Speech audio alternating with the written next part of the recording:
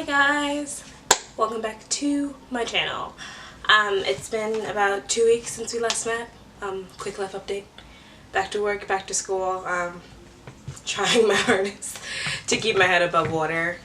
It's extremely hard, like balancing all of life's joys and pleasures and mandatory nonsense, but you know, we're making it work. So I hope you guys are coping well wherever you are. I'm making this video today because I want to discuss vintage fashion. And I love vintage fashion. Today I'm wearing a vintage Schrader. It's lovely, it's blue, it's eclectic. I love it. And I want you guys to also experience vintage fashion, but before you even get to experience vintage fashion, there are a couple of things that you need to know about shopping vintage. So I've been shopping vintage now for like about a year. I was really heavy into shopping thrift, but lately vintage has been calling my name just because something about like 60s, 70s, 80s style has just been like pouring itself out to me. So I've started shopping vintage lately, and I've learned a few things in that year that I would love to share with you guys as you look into or start your vintage journey as well. So the first really important thing you need to know with shopping vintage is that you need to know your size and you need to know your measurements. Like for me, I'm a 38, 29, like 43, whatever, numbers, who cares. But generally I wear like a size 10. Sometimes, you know, depending on like the brand, I'll wear a 12. But when it comes to vintage clothing, I have to add 4 dress sizes to that. So I actually, 4. So I actually go from being like a size 10 to being like a size 14. That's really important for you to know because, you know, due to vanity sizing and just due to like how we're built these days, honestly, like if you see a vintage dress that's a size 10 and you wear a modern day size 10, odds are that it's not gonna fit you, and if it does fit you, trust me, you're not wearing it the way it was intended to be worn. So please be very aware of your size and your measurement. So I would always advise when you go to a vintage shop to actually take a tape measure, or you can even ask the clerk. Most likely they have one in the back that you can use with your clothing. And it's very important that actually when you shop vintage that you try on the pieces and see how they fit, see how they move with your body, walk with them a little bit. Trying things on, it just gives you the assurance that this is fitting you the way it was intended. The second thing that you need to know when shopping vintage is you need to know your brands.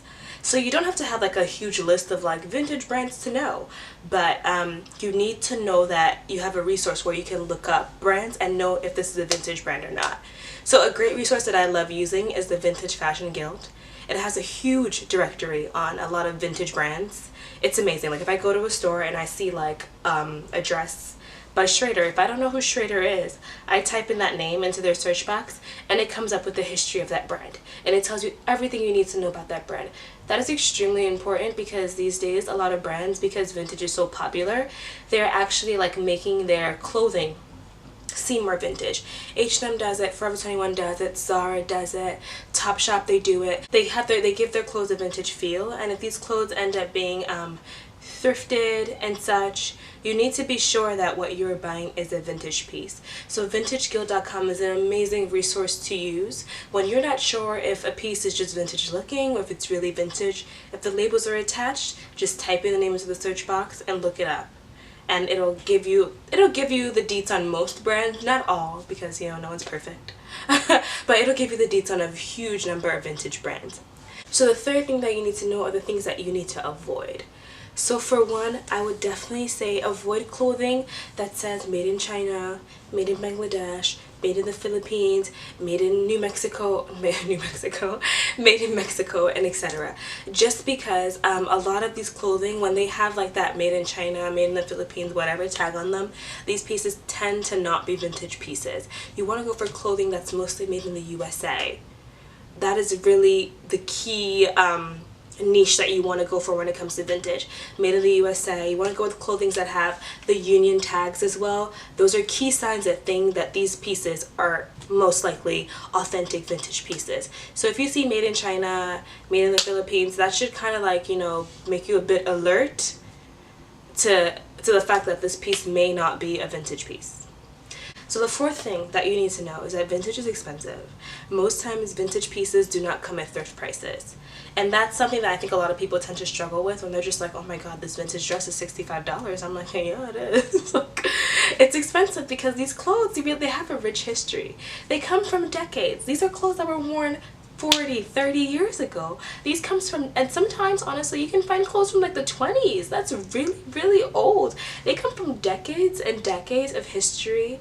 You know, they've been preserved through time. Like, you're basically wearing a piece of like wearable art history on your body. So it's really important that you understand the value of the vintage pieces that you are getting, and understand that these things will come at a higher price. They definitely cost much more than thrift, and they sometimes even cost much more than new clothing. You can get lucky and go to a thrift store, and if you're someone who is really like into like the brands and you know what brands you're looking for, you may go to a thrift store and find vintage pieces for honestly nothing. But that is not something that you can always expect. So whenever you go vintage shopping, I would definitely always expect to spend at least $50 to $100 if you're going for good quality vintage on a few pieces. Like, you definitely want to have like $100 banked to spend on that one trip, just because these are pieces that have like time traveled into your wardrobe in 2018. So the last thing that you need to know when it comes to vintage shopping is that it is really important to know your vendors. A lot of these vendors are really out here just trying to get your money and give you the least product possible. Like a months ago, whatever, last Christmas, I went to a Christmas party. I bought a dress from this vendor. They marketed the dress as vintage. There were no tags. All the tags were ripped off. And I trusted them, I said. And it was a beautiful dress. I loved it. But when I realized, like a couple of days later, was that this dress was actually from Zara. It wasn't vintage. It was from Zara, and I paid vintage prices for it, thinking that this dress was from like the 1970s. And what that taught me is that I really need to be very stringent about the vendors that I shop vintage from. A lot of them will sell you thrift items, but at vintage prices, which means they're basically making 3-4 times as much money off of you. So please research your vendors very thoroughly. Yelp is an amazing resource for looking at your vendors. Go on there, see if they have any reviews. Read the reviews and understand whatever the reviewer was trying to say. But please do your research when it comes to these vendors, because a lot of them will try to rip you off. If you go to a store and you see a dress with the tags ripped off, don't patronize that store, or at least try to be very critical of what you buy from them, because that is a sign that they are trying to do something shady. There's no reason why a dress should have the tags completely ripped off with no identification of where the dress came from, who designed the dress, especially if they're trying to sell you a dress for like $50, $75, $100. There is no reason for that whatsoever. So please be very mindful of where you spend your dollar, because I've gotten ripped off before, so I really want you guys to avoid getting ripped off. You know, so to show you guys the newest addition to my vintage catalog, which is very small but growing, fall coming up is a video of me in my latest vintage find. It's a ladybug dress from Orvis, and I am head over heels in love with this dress. I got it from Black Bear Vintage in Brooklyn, and if you're ever in the Brooklyn area, Black Bear Vintage is a place to go. It's a small mom and pop owned vintage shop, and it is so cute and so darling, and the customer service is out of this world. Stay tuned for my little montage.